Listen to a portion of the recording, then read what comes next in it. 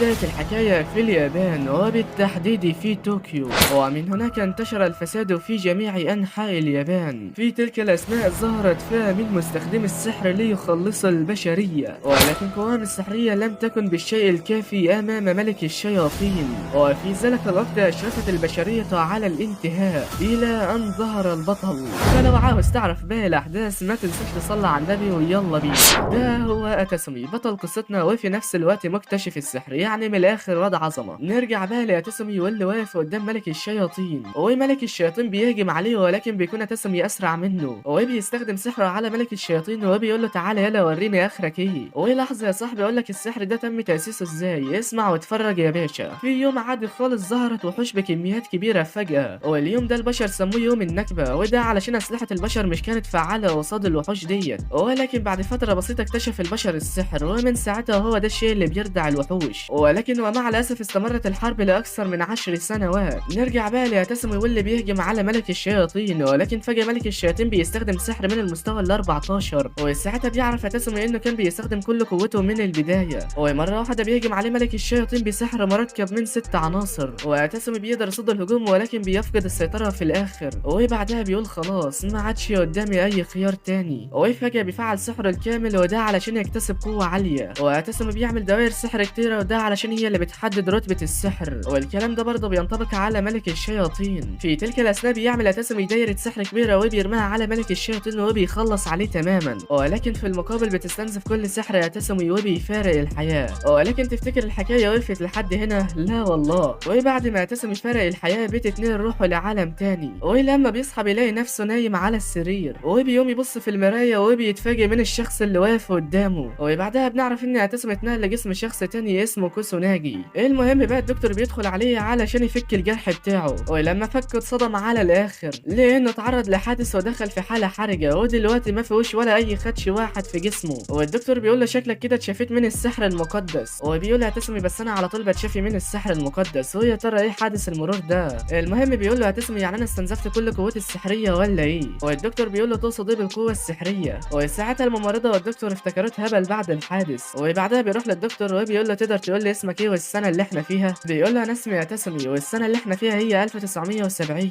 وساعتها بيقول الدكتور يا ترى ده تأثير الحادث ولا ايه؟ ولكن الحالة اللي قدامي بينها ضعف في الذاكرة. المهم بيقول له الدكتور انت اسمك كوسوناجي والسنة اللي انت فيها هي 2022. وحرفيا أتسمي اتصدم لما سمع كده، وبيقول بانهم مش بيكذبوا، وبالفعل بيصدق من الاشياء اللي شايفها قدامه، وبالاضافة الى التاريخ واللي هو 2022. له المفاجأة بينزل من الجهاز اللي في ايد الممرضة، وبيقول فعلا هو ده المستقبل فعلا ولا بيتهيالي؟ والدكتور بيقول له النكبة اللي انت بتتكلم عنها حصلت من 50 سنة وما فيش اي اثر ليها دلوقتي. بيقول له هتسم انت بتتكلم بجد ولا بتهزر؟ طب والوحوش عملتوا فيها ايه؟ بيقول له ايوه لسه موجودين بس ما فيش كتير منهم، وبالاضافة العالم اللي احنا عايشين فيه دلوقتي بقى السلام منتشر فيه. وبيقول هتسم فعله لو الكلام ده صح فالمفروض العالم يكون مسالم دلوقتي. المهم بعدها بيرتاح لما سمع الخبر ده، والدكتور بيقول له ان في النكبة هتسم يضحى بنفسه علشان ينقذ العالم، وبالفعل نجح في ده، ولكن كانت تمن حياته وها علشان كده انت مش أتسمي. في الوقت ده بيفتكر أتسمي ان مات واتولد في جسم شخص تاني، وبيقول بس ليه وازاي ده حصل؟ وبعدها بشهر تقريبا بيروح أتسمي على غرفة كوسوناجي، ولما بيقعد بيمسك مدونة وبيعرف ان كلا والدين كوسوناجي توفوا لما كان هو صغير، وبعدها اهله بالتمني طردوا وبعتوا له مدرسة داخلية. وفي الاخر بنعرف ان كوسوناجي كان بيصرف من ميراث والده، وأتسمي كمان بيعرف انه كان في أكاديمية للسحر، وبيقول أتسمي ان في حياته السابقة ما كانش في حلم واحد علشان يعيش له، ولكن دلوقتي الوضع مختلف. وفجأة بيرن تليفون كوسوناجي وبيقول أتسمي يا ترى مين ده؟ وايه المشكلة الكبيرة انه مش عارف يفتح عليه ازاي، واخر ما بيزهق بيرميه على الارض. ولكن فجأة بتظهر رسالة على التليفون مكتوب فيها من واحد صاحبه انا سمعت انك خرجت من المستشفى وبسرعة تعالى لي على الأكاديمية لان مش معايا ولا فلس. وبالفعل بعدها بيروح أتسمي على الأكاديمية، والأكاديمية ديت اسمها كاماوي للسحر. وفي الوقت ده بيكون أتسمي سعيد جدا لانه رايح المدرسة، ومن الفرحة الواد يا عيني حاسس بقوة ضربات قلبه، ولكن هو ماشي بيشوف مستخدم للسحر تكاد قوته السحرية تصل ل1%، وحرفيا بتبقى مسخرة بالنسبة له ومش مصدق ضعف السحر في العالم ده. وبيقول الكلام ده مش صح، بس ازاي ده؟ انا على كده لو جبت ساحر من العالم بتاعي هيعمل 10 امثال القوة ديت، ويا ترى الطلاب دول هينجحوا في اختبار السحر ولا ايه؟ وبالفعل صدمة لأتسمي لانه ما يعرفش ان السحر هيتراجع بالقيمة ديت. المهم بيروح على فصله وبيكون متحمس جدا، ولا هم من كده بيقول يا ترى انا عندي اصحابه ولا ايه؟ ولكن ساعتها بيدخل طالب غضبان وبيقول له الثقة لا امك، انت ازاي تجاهلت الرساله بتاعتي؟ وتسمي بيقول له انت مين وعاوز ايه؟ هو مره واحده بيجي معاه يا تسمي ولكن بيتفادى الهجوم. هو بيقول له انت ازاي تجرؤ على نسيان اسمي؟ هو انت مش عارف ان اسمي جون ولا احب افكرك؟ هو ساعتها تسمي بيقول له ايوه افتكرتك، انت صاحب جون مش كده برضه؟ هو بيقول له جون احبك كده، وهات بقى الفلوس اللي طلبتها منك في الرساله. هو الغلبان تسمي بيسلم عليه وبيقول له شكرا على السؤال. هو جون بيقول له انت بتشتغلنا ولا ايه يابا؟ انا عاوز منك الفلوس ومش تبص لي كده، انا عارف انك معاك فلوس كتيره من ميراث ابوك. وساعتها بيفهم تسمي ان كوسوناجي كان بيتعرض للتنمر. هو جون بيقول له انت باين عليك هتعطلنا على الفاضي. هو كان هيضربه ولكن ساعتها بتدخل بنت جميله الفصل. هو جون بيكون في قمه السعاده لما شافها، وبعدها بيسيبها تسمي وبيقول له مش تنسى الفلوس المره الجايه. وبعد كده بتبدا الحصه وبيكون درس النهارده عن النكبه العظمى. والمعلم بيقول لهم ان في اليوم ده ظهرت وحوش في جميع انحاء العالم، وكان يوم صعب بالنسبه للبشريه. ولكن ساعتها البطل تسمي اتدخل وضحى بنفسه علشان ينقذ البشريه، وقاتل ملك الشياطين وهزمه، ومن بعدها ما فيش اي اثر للنكبه. المهم بقى بيسال المعلم الطلاب وبيقول لهم مين هو تسمي. والبنت اللي شفناها بترفع ايديها وبتقول له انا عارفه، وللعلم البنت دي اسمها ميزوها. وبعدها ميزوها بتقول له الناجي الوحيد من النكبه الاولى هو الساحر الاول، وكمان هو السبب تاسيس اكاديميه كاماوي السحريه، وده غير انه كان بطل للعالم وقدوه لكل ساحر. والمعلم بيقول لها ايوه كلامك صح، وبالاضافه انه اول واحد استخدم السحر. والاكاديميه دي اتعملت علشان تدرب الاشخاص اللي زي تسمي، ولكن من رايي مفيش حد هيعدل انه كان اعظم ساحر عرفته البشريه. والمعلم بيقول لهم علشان تبقوا عارفين الكلام ده هيجي في الاختبار، والطلاب كلها بتتضايق على الاخر. في الناحيه التانيه بقى بيكون تسمي قاعد على الكرسي ومرتبك لدرجه لا توصف. هو بيقول انا ما كنتش متوقع اني اتعرض للتعذيب، ويا ريتني ما جيت اصلا. لكن ساعتها بيقول العالم بقى مسالم زي ما الدكتور قال، ويا ترى هو ده سبب ضعف السحر ولا لا؟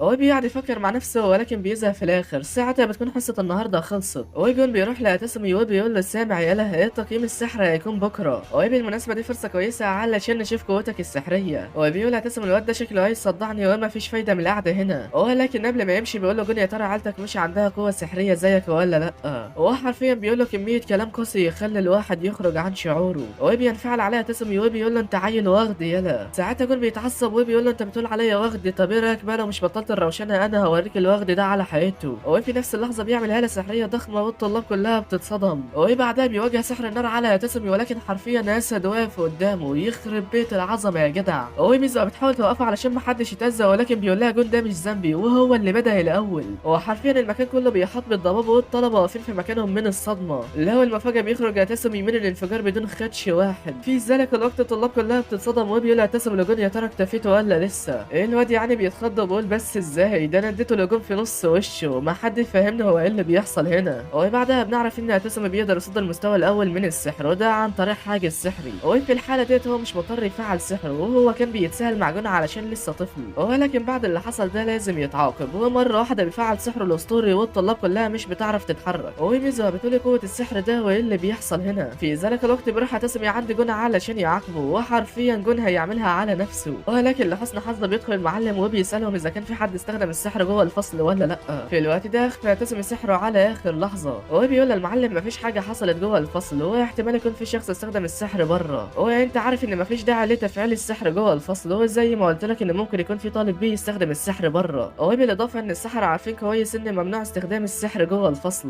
صح انا شايف دخان بره، وممكن يكون هو ده الطالب اللي انت بتدور عليه. والمعلم بيقول في نفسه طالما كوسوناجي هو اللي بيقول كده فمفيش داعي اني اكدبه. وبعدها المعلم بيقول لهم انا هروح اشوف مين اللي عمل كده، وكلكم خليكم في اماكنكم. قبل ما يمشي المعلم بيعتذر له تسمي عن الازعاج، وبيقول فعله شكل يكذب الايام دي كتير. وبالنسبه للطلاب اللي موجودين بعد اللي شافوهم مش قادرين يتكلموا، وبالاخص ميزوها. وساعتها جون بيقعد يلعن تسمي 600,000 مره. وفي الناحيه الثانيه بيقول تسمي حتى لو كانوا طلاب عاديين فمستوى السحر عندهم منخفض جدا، ويا ترى لو وقفوا قصاد وحش هيقدروا يتغلبوا عليه ولا لا. بيقول حتى لو ما كانتش في نكبه فلازم يكون في وحوش، ولازم اروح اتاكد بنفسي. وبعدها بتاخدنا الاحداث على منطقه اسمها شيبويا القديمه. والمفاجاه ان تسمي بيقدر يطير في الجو، وبيقول تسمي ان شيبويا اتغيرت جامد فعلا. المهم بيكمل طريقه على امل يلاقي وحش، ولكن مفيش فايده. ولكن فجاه بيحس بهاله وحش جاي من بعيد، وهو على طول بيروح على هناك. وساعتها بيكون في وحش هيفترس البنت اللي قدامه وبيستعد للهجوم عليها. ولكن بيحضر تسمي على اخر لحظه وبيخلص عليه. لا عاش بجد والله. ولما بيشوف البنت بيعرف انها من ساحرات الشرطه، وبيقول لها خليكي حذره في المره الجايه، وبتشكره وبعدها بيمشي. وبتقول يا ترى مين الشخص اللي كان واقف قدامي ده، بس الاهم انه كان شبه السحرة العظام، بس ازاي هو مش نطق اي تعويذه. في الناحيه الثانيه بقولها تسمى كويس ان خفيت وشي والا زمان اتفضل. ضحك. هو بيقول بالرغم انه كان وحش ضعيف فكانت هتموت برضه. يا نهار ابيض، ده حرفيا السحر في العالم ده ميت خالص، يعني يا ريتها تيجي على الطلاب انما تيجي على الشرطه، ده بجد السحر في العالم ده ضعيف خالص. يا له من عار حقا على سحرة هذا العالم. ولكن بيوعد نفسه انه هيرجع السحر لعهده مرة تانية، وبعدها بينطلق للقضاء على باقي الوحوش اللي في المنطقة، ولكن مش بيلاقي اي وحش تاني. وفي اليوم التاني بيبدأ اختبار تقييم السحرة، والمعلم بيقول لهم كل واحد لازم يطلع قوته السحرية الكاملة، وطبعا ده اهم شيء علشان تبقوا سحرة محترفين. وبيقول تسمي هو مفيش حاجة تانية يختبر بيها قوته السحرية بدل الجهاز ده ولا ايه؟ وايه المشكلة يا صاحبي ان المعلمين مش عارفين اي حاجة برضه، وان ادراك السحر هو اساس السحر من البداية. وميزة واقفة قدام تسمي وعاوزة تتكلم معاه، ولكن هي مش عارفة هتقول له ايه. والطلبة اللي حواليهم بيشوفوا ميزة بتتكلم مع كوسوناجي، وده غير ان هي اللي اتكلمت معاه. نرجع بقى لميزة واللي بتقول لها تسمي دي المرة الاولى اللي اتكلم معاك فيها، وبالمناسبة انا البنت الثانية اللي عيلة ميزة، واللي تعتبر عيلة سحر النبلاء. وبيستغرب تسمي وبيقول يبقى ايه سحر النبلاء ده؟ ميزة بتنفعل عليه وبتقول له انت مش عارف ولا ايه، احنا احد الاربع عائلات النبيلة وزعماء السحرة. ولكن الشيء ده على ايام تسمي مش كان موجود، وبالاضافة ان عمره ما سمع عن عيلة اسمها ميزوها، وساعتها بيعرف ان قوتها السحرية مش قد كده. وميزوها بتتعصب منه لانه مش معبرها، وبتقول في سرها هو الشاب ده ماله. وبالنسبة لجون بيكون متضايق من تسمي لانه بيكلم ميزوها، وبعدها تسمي بيقول لها طب وايه علاقة السحرة النبيلة بيا؟ ميزوها بتجيب اخرها منه لانه شاب مستفز على الاخر، وكانت هتعلمه الادب ولكن بتمسك نفسها على اخر لحظة. وتسمي بيستغرب وبيقول هو ايه حوار البنت دي؟ وميزوها بتقول ازاي كوسوناجي اتعرض لحادث امبارح وهو طلع منه بدون خدش واحد، وبعد اللي حصل ده لازم يكون في سبب. وساعتها بتسأل تسمي عن حادث امبارح، ولكن بيكون بدأ الاختبار، وحرفيا تسمي مش بيعبرها وبيسيبها ويمشي. وميزوها بتكون في وضع محرج، ولكن بتقول انها في الاخر هتعرف قوته السحرية بعد تقييمها. واول واحد بيبقى جون وبيروح يلمس البلورة وقوته السحرية بتوصل ل1000، وطبعا بيكون سعيد لان مستواه زاد عن اخر مرة. وتسمي بيعرف ان مقدار التقييم مش اتغير على مسار ال50 سنة اللي فاتوا. المهم تاني واحدة بتبقى ميزوها، وبتروح تلمس البلورة وقوتها السحرية بتوصل ل2000، وده رقم ممتاز بالنسبة للعالم بتاعهم. والمعلم بيقول لهم ان قوتكم السحرية فيها اعلى مستوياتها السنة دي، وفي المستقبل هتبقوا سحرة محترفين. وتسمي بيتفاجئ انها في القمة مع 2000، وهو بيقول عليها انها لسه مبتدئة. وبعدها ميزوها بتقول له ايه رايك في القوة الحقيقية لعائلة ميزوها؟ وبيقول هي فخورة على ايه؟ وهي ليه بتبصلي بالوش ده حاجة بصراحة تضايق. في تلك الاثناء بيبقى الدور على تسمي، وبنعرف ان كوسوناجي في السنة اللي فاتت كان في اخر التصنيف، وهو شاطر في الدراسة ولكن موهبته السحرية ضعيفة. وجون بيقول له انت رايح فين؟ انت ما عندكش موهبة، ولكن شكلك عاوز تحرج نفسك بنفسك. في الوقت ده بتقول ميزة يا ترى ايه هو مستوى قوته السحرية؟ ولكن مفيش داعي للخوف لانه مش هيتغلب عليا. ولما بيروح تسمي عند البلورة بيكون لعب عيال بالنسبة له، وساعة ما حط ايده على البلورة بتطلع طاقة مرعبة. وتسمي مش بيكتفي وبيزود سحره لمستوى الساحر عظيم، وحرفيا البلورة بتطلع طاقة عالية ولدرجة ان الطلاب اللي بره بيسمعوا الصوت. في الناحية التانية ميزة بتتصدم وبتقول هو ايه اللي بيحصل هنا؟ ومن شدة سحر تسمي المكان كله بيحاط بالطاقة، وفي الاخر بتنفجر البلورة. يخرب بيت العظمة يا جدع. وبنعرف بعد كده ان الطلاب مش بيقدروا يشعروا بسحر تسمي، وتسمي بيسخر منهم وبيقول يا ترى هم دول هيبقوا سحرة ولا ايه؟ وبعدها المعلم بيطمن على سلامة الطلبة وبالاخص تسمي، وبيقول له انت حظك في جيبك لانك كنت في وش الانفجار. وبيتفاجئ لان حرفيا اول مرة الجهاز يتدمر، وبيقول ان شكله كان بايظ،